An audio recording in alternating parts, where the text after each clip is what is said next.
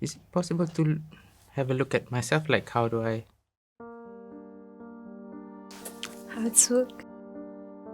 Okay, so just hold fire 1 second. Turn it, huh? I just noticed. It was not a choice for me to leave my country and be a refugee. I never be able to hug my mother again. After Pride, we became people of interest. They started looking for us. And my mom was like, you cannot stay here anymore. There were 454 people in the hotel. It's almost like a glorified prison. I have no friends, no family, no one at all. So the Taliban are just 3 kilometers away from my office. I was waiting to be killed.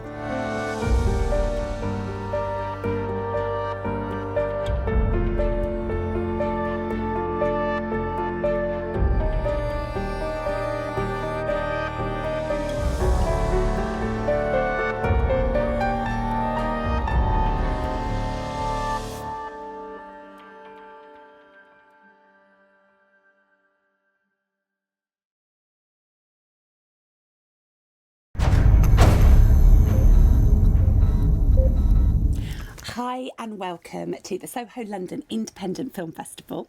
I'm Liz Farah-Hardy and it's my absolute honour today to be joined by the most incredible part of the team behind this amazing film called My (Refugee) Life.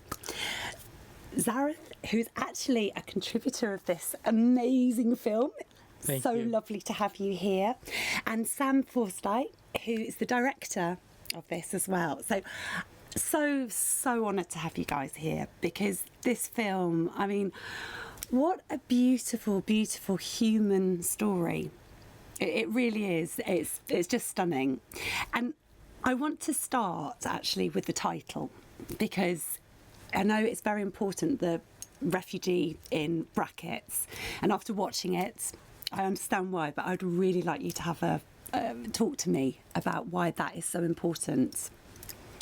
Yeah, so, the title was so key to us because there's so many connotations and stereotypes and misperceptions about people who are migrants to this country, and lots of different phrases used. And refugee was the most common one, so we wanted to go with that. But we also wanted this to be a film that is not defined by your status or where you are as well. So the brackets means that you could insert anything in there and it could still be a film. It could be my footballing life, it could be my London life. And so it was really trying to say that this is about a completely diverse group of people who aren't just defined by their label, but yet we still need to own that and understand that this is part of their journey. Amazing, because I mean it's really exploring so many themes of identity and like I said before, like just the humanity of it. And so could you also talk me through the process of making it as well, because you weren't just part of it, you weren't just filmed, were you? We might have different versions of this. Okay, I'd like to hear both your versions. I don't know. I was just there to be filmed, and there were just many people who were just supporting, along the way. We have really good team basically, and they were really nice and warm and friendly, and I think we were in the journey together some way. And also the trainees behind us as well. They are also went to the same journey, as in they were also asylum and then. Refugee, and then trying to make their way in the world of TV and stuff like that. You see, this is the bit that I absolutely love. It's just, I think it's incredible because that's so empowering. You've done this had to come to a completely new country, and you're then coming and creating this beautiful film, and you're actually making it as well, being part of it. It's amazing. And how was that? How did you find this journey and take this on to direct it? So it's been a project that we've wanted to do for a while, where we're really working with people on and off screen from refugee backgrounds to have a way of telling a completely holistic story. And so we started off this project with trying to find refugees and who would be willing to open up and tell us their stories. And that was as far as we could start with, because it's a hugely sensitive subject to talk about. And we were so blessed to have an incredible cast who led us into their lives, in a completely raw, truthful way. And I think, Yeah. when we say we made the film together, I always talk about that as being the trust, because you don't know what's going to happen in anyone's life. Like, you can plan in a documentary, but we didn't know where it was going to go. And so we talked about things that we might want to do or find out what was going on in your life and be like, oh, could potentially film that. And then things would change because life happens. And so we were able to evolve with it.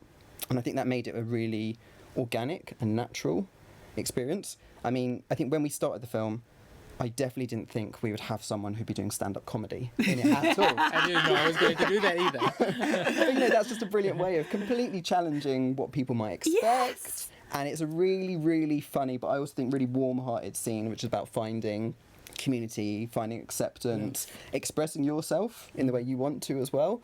That is less on the nose than perhaps a lot of films I'd seen previously about refugee experience, because you're not taking away what people have been through, but this is about the next step and all its complexities, which can often just happen in everyday life, let alone the bigger picture. And so that was really something we wanted to start out and do.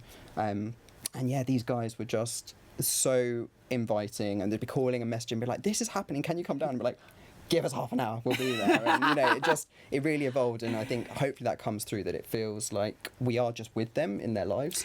Oh, do you know what? You watch it and like you feel like you're part of it. It's so open and so human and so lovely.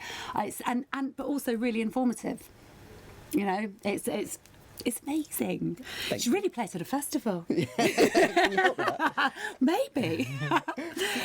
Can you talk me through the involvement of the charity Breaking Barriers, please? Yeah, so from my perspective, we've worked with Breaking Barriers for a number of years, making content for them, primarily for sort of their short form social channels. We absolutely love what they do. They are just completely rocking the world of refugee employment. They're the go-to people in this. And so we chatted over sort of a couple of years about, wouldn't it be brilliant if we could also not just tell the stories of the people you work with, but create employment opportunities, training opportunities, and get people behind the camera? Because I often think that the creative services in this country aren't very open to people from different backgrounds. Or, when you're presented with a list of jobs that you might want to do, I never hear creative services being presented, and I think that's a big fault on the creative sector. And so this was a chance to say, look, there's huge talent out there, and we can support people and we can train, and we learnt so much from the people working behind the camera on this film as well. And Breaking Barriers were integral throughout that, because you're tackling quite difficult subjects and you're talking about quite emotional things, and it's so important that everyone, whether it was you on camera or the people behind camera, felt supported and looked after, and if things were difficult, know how to handle that and respond to that. And Breaking Barriers were present throughout, so it was just an incredible, I think it gave us the freedom and confidence to be able to push things creatively, knowing that we had this huge wraparound support. And yeah, as you were sort of saying, it was just such a community effort. It felt like there were all these people coming together from, the contributors, the charity, us as an independent company, but we were all on the same page and sort of really working towards that goal. And I think, Breaking Barriers really fostered that for us all. Do you know what? I'd not heard of this before, and I can't believe, because it's just what an incredible thing to be doing. I mean, film is one of the most important forums possible. When you watch something and you can walk in someone else's shoes, you can understand something from a different perspective.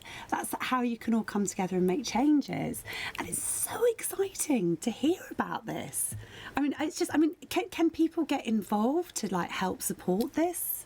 I hope so. I think, our aim for this was, we'd done a similar thing with a homeless charity, much sort of more lo-fi, and this was like a bigger project, and what we really wanted to do was make it work, obviously. That helps, yeah. But really sort of create a template and a blueprint and say, look, Postcard isn't a big company, we don't have loads of resources, but we were able to make this work, and we got so much out of it, not just for the film, but for us as a company. We ended up having a team of 4 refugees working with us, who had phenomenal experiences, either back home or in this country, but just weren't being given the opportunities to show their talents. And as soon as we started working with them, they were completely, we'd brought them on thinking it'd be really helpful to have people who know what that's like, because us as a team, I've not been through that experience. So having people who can help inform that as well and work out what's sensitive, but also to, really see them grow and flourish and that wasn't anything more than giving them a space and giving them confidence to do it. And I think one of, if not my most favourite moment working on the production, was we used to have a weekly story meeting with all the team, and it would often get quite raucous, but it was a place where people were just throwing ideas around. You know, the week one, everyone was sat there sort of really scared and like, I don't want to say anything in front of Sam the director. I'm like, you don't need to be scared of me.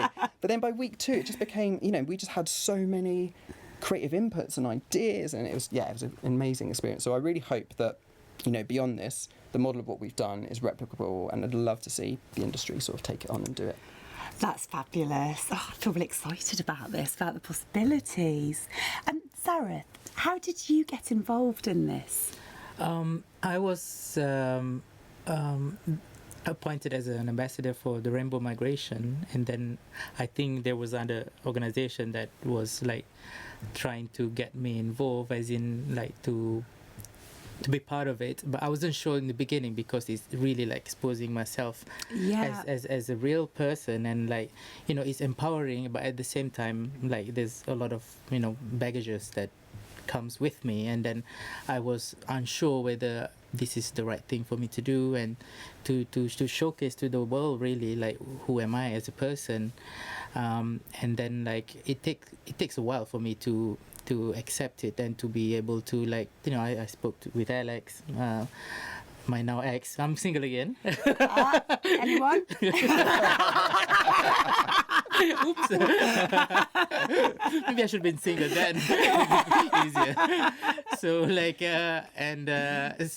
so we spoke at length about the pro and cons, and how things should, like, it would be also nice to see the real perspective from a person who has come to this country, and to be themselves, and to also tell the barriers that we have to, you know, overcome. I hope it's not about me as a person, as my story, but also our journey, and then the people that we can change the notion of how migrants are looked at, or people are displaced, or you know, coming here because of war, or even climate change, and whatever it is, you know, people come and go, you know. So like, I hope it can start the action from the civil society to see that we are also contributing a lot. Yeah, no, which I mean, it's crazy the rubbish that gets put out, some of the, you know, from this horrendous right wing, horrible, we won't even go there, but you know, the nonsense that's put out there. And actually that's why it's so beautiful and powerful what you've done, because actually it just reminds you we're all people. All have lives, and you know, it's that's how we can move forward and make change. So it's very inspiring, actually, and on so many levels. It's fabulous. And that's I was going to say that's spot on, because we wanted, you know, such a big part of the film was you being able to watch that and identify with people not having gone through that experience, be like, I like Arsenal, I would love to go see Arsenal. Yeah. You know, I know what it's like feeling a bit nervous when I'm cooking for my partner. You know, all of those things. So it's like trying to choose. I wasn't nervous. Sorry. Your partner. You know, stop being French. Yeah, you know, like choosing those moments where it's not specific to where you've come from or what you've been through. Those are universal human things that we all go through, and wanting to connect. And if you can do that, then you reduce the gap of how people might perceive them not being the same, or you know, similar as. Well, you nailed it. Absolutely nailed it. Because that's it's just, you get that completely. Who do you want to see this film? What's the audience that you want to see it? You've just said it, the right wings. Yes. Government. And, you know, God, yes. people on the fence, you know. So like, I mean, everyone should see it, because like, you know, it's the really raw kind of emotion that comes with it. You can see with Gulsum and everyone, Bahaduri and you know, Joel, and so they all have gone through a lot to come here, you know, and to be able to restart their life, you know, and everything just like back to square when they come here. Yeah. Whereas some of them already had an illustrious kind of career back home, and then of course there's that obstacle of, you know, the language and other things, you know, and I hope like people understand that, you know, the people that come here is enriching the community Yes. and the society, and also like we become the value that goes with the whole society as well, and also like appreciate that it's not just 5 stories of us.